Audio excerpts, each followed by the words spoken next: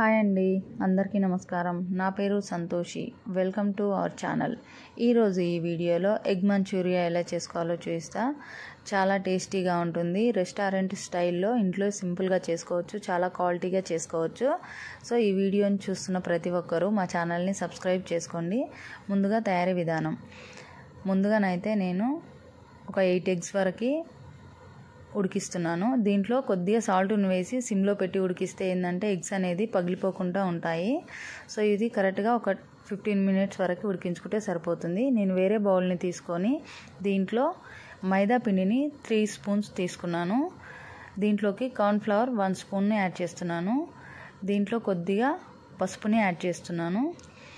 దీంట్లో టేస్ట్కి సరిపోయేంత సాల్ట్ని యాడ్ చేసుకుంటే సరిపోతుంది. నేనైతే 1/2 స్పూన్ యాడ్ చేశాను.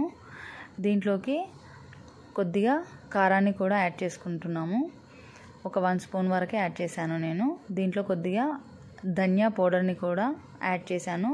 ఈ విధంగా యాడ్ చేసిన తర్వాత కొద్దిగా వాటర్ వేసి మెల్లగా మొత్తం కలిసేలా కలుపుకోవాలి. దీంట్లో మనము ఎగ్ని వేసి ఆయిల్లో డీప్ ఫ్రై చేసుకుంటే వచ్చే విధంగా కలుపుకుంటే సరిపోతుంది. మరీ లూజ్గా కలపొద్దు, మరీ గట్టిగా కలుపుకోవద్దు. దీంట్లోకి కొద్దిగా ఫుడ్ కలర్ని కూడా యాడ్ చేస్తున్నాను. ఇది మాత్రం ఆప్షనల్.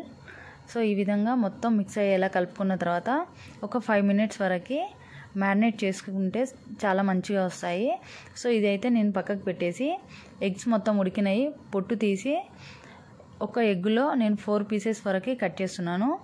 మొత్తం ఇదే విధంగా కట్ చేసుకుంటే మనకు ఫ్రై చేసుకున్నప్పుడు చాలా నీట్గా వస్తాయి. సో ఇవి మొత్తం ఇదే విధంగా కట్ చేశాను. ఇప్పుడు మరొక ప్యాన్ని పెట్టి డీప్ ఫ్రైకి సరిపడేంత ఆయిల్ని పెడుతున్నాను. సో ఇది బాగా హీట్ అయిన తర్వాత దీంట్లో వేసుకోవాల్సి ఉంటుంది.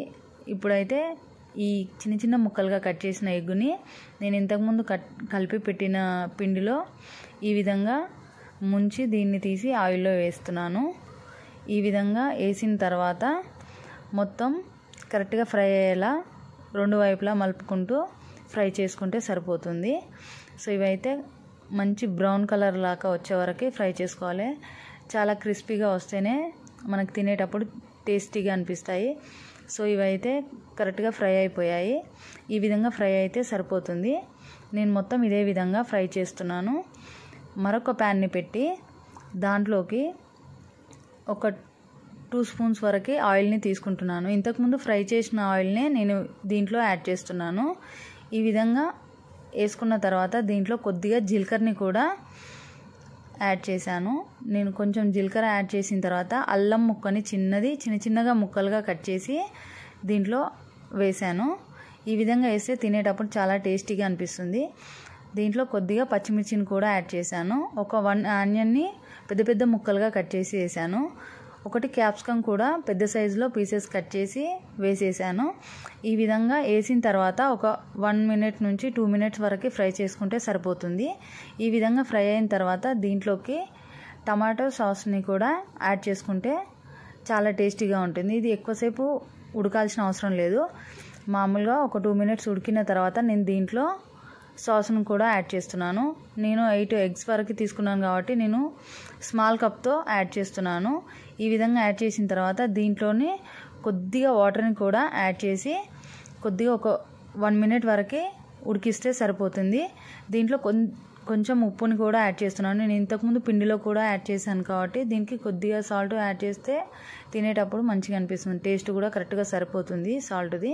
సో ఈ విధంగా 2 నుంచి 3 నిమిషాల వరకు ఉడికిన తర్వాత మనం ఇంతకుముందు ఫ్రై చేసి పెట్టుకున్న ఎగ్ అయితే మొత్తం దీంట్లో వేసి స్టవ్ని సిమ్లోకి మార్చుకొని మొత్తం కలిసేలా కలిపేస్తున్నాను. ఈ విధంగా 3 నిమిషాల వరకు ఫ్రై చేసుకుంటే సరిపోతుంది. దీంట్లో కొద్దిగా మిరియాల పౌడర్ని యాడ్ చేస్తున్నాను. యాడ్ చేసిన తర్వాత కొద్దిసేపు ఫ్రై చేసి నేను స్టవ్ ఆపేసి వేరే బౌల్లోకి చేంజ్ చేస్తున్నాను. ఈ విధంగా ఎగ్ మంచూరియా అనేది చాలా సింపుల్గా రెడీ అయిపోయింది. సో మా వీడియోస్ చూస్తున్న ప్రతి ఒక్కరూ మా ఛానల్ని లైక్ చేయండి, షేర్ చేయండి, సబ్స్క్రైబ్ చేయండి, బెల్ ఐకాన్ మీద క్లిక్ చేయండి. Thank you.